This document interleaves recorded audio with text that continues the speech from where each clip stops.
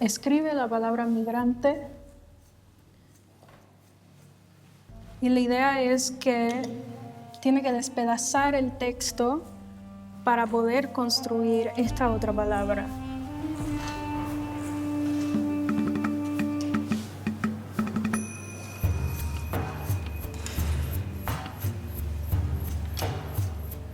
Haz que migre la palabra migrante.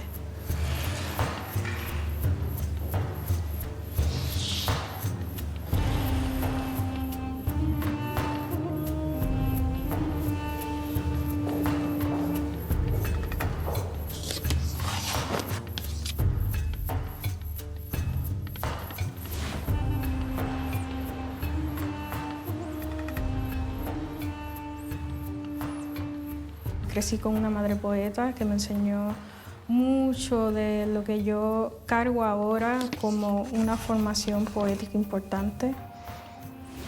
A una temprana edad, eso de la adolescencia, menos, empecé a notar que yo tenía una inquietud por hacer que la poesía escrita hiciera cosas que no podía hacer sobre el papel. De ahí empieza una ansiedad, una curiosidad, una duda sobre qué otras cosas yo podía construir con esos elementos básicos, ¿no? Casi como si fuera un proceso alquímico en donde tengo papel, tinta y letra.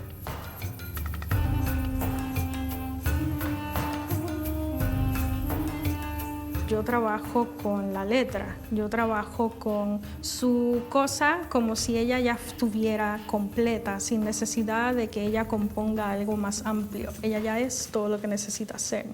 Una S es una S y una M es una M y una A es una A. Si pensáramos como en los esqueletos del lenguaje, en lo que queda por debajo de la carne, ahí está la poesía concreta. La escritura poética a mí me parece una apuesta por la transparencia, como si la poesía se pudiese montar una sobre otra y en ese montar y en esa transparencia hacer de un texto fijo una cosa intervenida o intervenible por otros textos. Textos que escribí con una maquinilla que heredé de mi madre. Dice: cuerpes, agujero carcomido, entradas y salidas para la colonia, mórbido desfile de hormigas. En migajas te ofrecen echar raíz o sumarte al musgo. Invítame a recostarme en luto perpetuo, a ser animal encarecido de sus heridas y así terminar de asignarle pezuñas al pasado.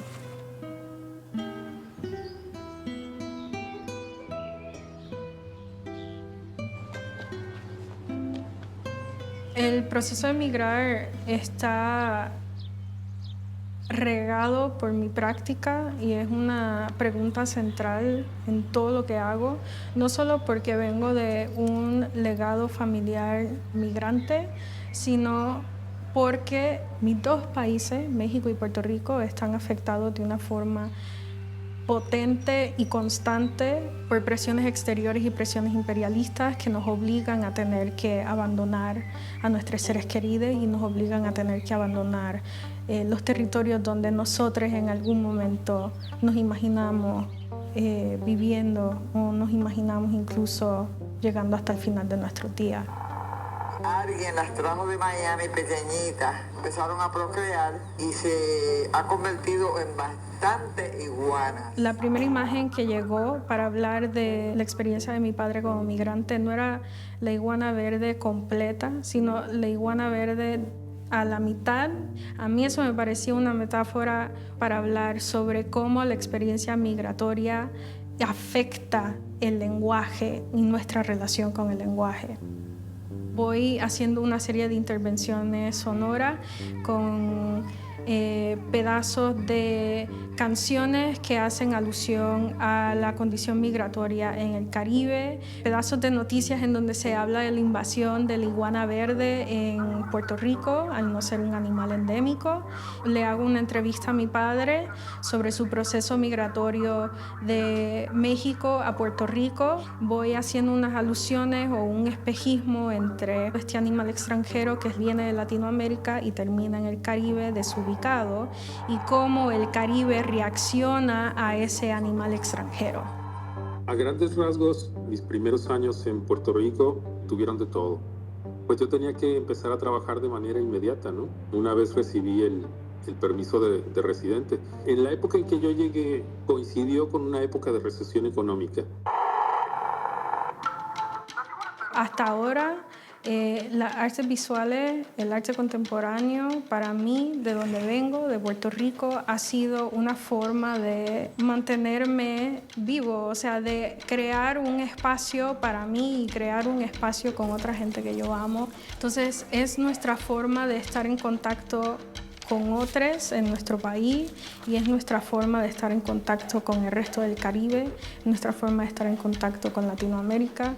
Si hay algo que el imperialismo estadounidense ha querido imponer sobre Puerto Rico, es una quietud y un silenciamiento que ha sido fallido, y creo que nuestra práctica como artistas visuales, o ese lugar que nos permite hacer obra y ser artista, es clave para seguir empujando hacia atrás esa imposición colonial.